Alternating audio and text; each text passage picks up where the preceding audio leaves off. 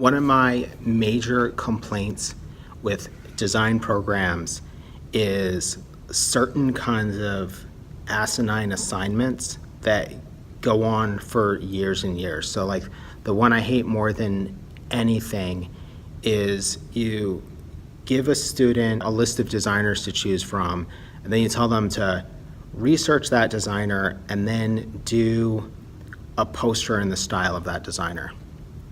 It's like the most asinine shit. And the other thing is you're performing like a crime against humanity, because now when I search Saul Bass on Google, the first 50,000 results are these dumbass posters instead of actual Saul Bass work.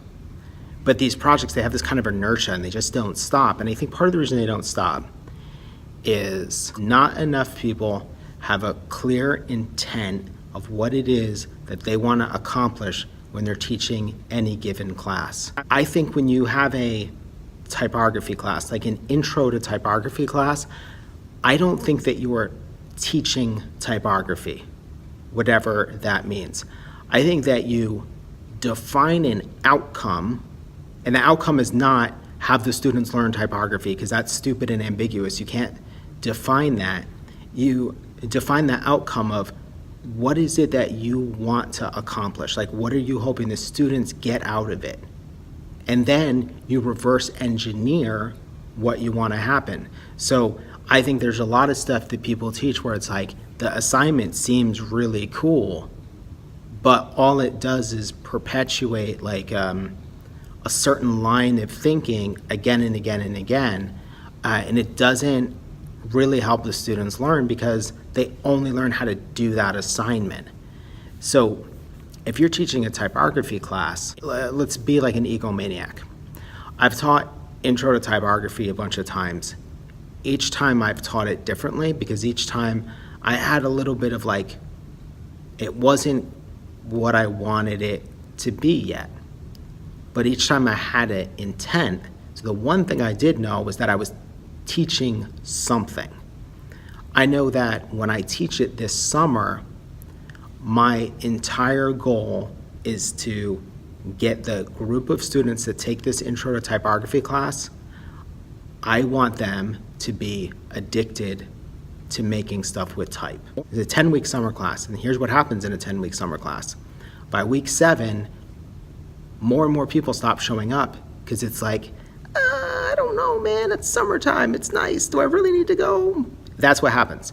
So what I want is to maintain the class through all this beautiful weather. So what my intention is to make this group of students addicted to typography.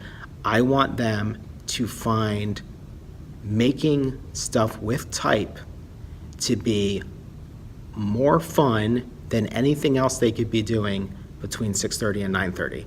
I want them to put off the fun that they could skip the class for until 9:45. So don't go to happy hour or don't go out to dinner. Wait, go out to a late dinner. It'll be cooler on the patio anyway. But that's a pretty clear intention.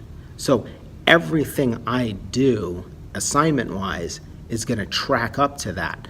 I can't say, oh, my intention is to have this group of students be addicted to typography and then give them a quiz about font classifications or something like that, something asinine. Because if I want them to be knowledgeable about font classifications, then my intention had better be teach the students about the terminology of typography. But that's not what I'm after.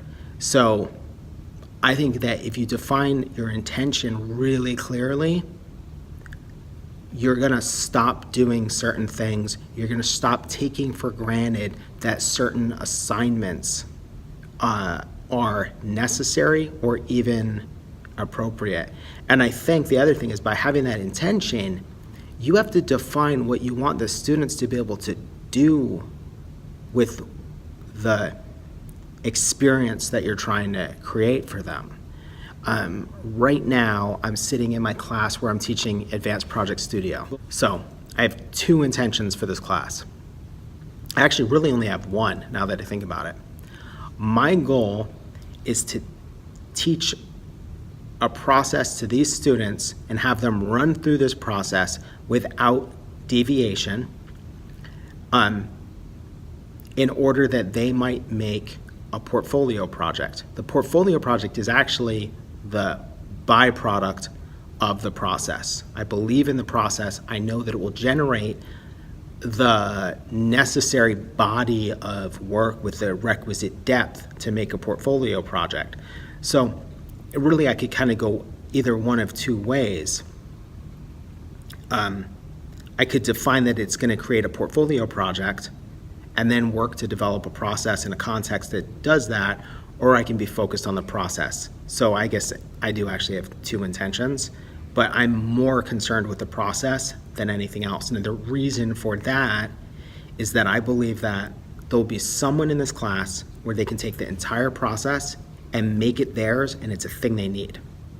And then for everyone else in the class, there is going to be chunks of it that are useful, and they're going to take it for themselves.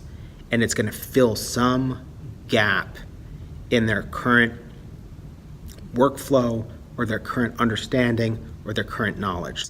When I teach an advanced typography workshop this summer that's only 5 weeks, the intention for that is to teach those students a new process and have them experience a new process that is iterative and that is non-conceptual and that is a different way from getting to A to Z. It is not to teach them advanced typography. It's only advanced because what that person with some experience can do with it is actually more dramatic than a newbie. But frankly, the process would work for them too. It's just my intention would be different. But I want to help established designers bypass the normal ways of thinking to find a way that is both useful to them and experimental. I think that if you go into every class that you are teaching with a clear intention, you will make better decisions, you will come up with better assignments, there will be less like, I didn't think of that kind of moments. The less that you do that, the more likely you are to have classes that are interesting wastes of time or fundamental disasters because everything was ambiguous or didn't have a good reason or whatever it might be.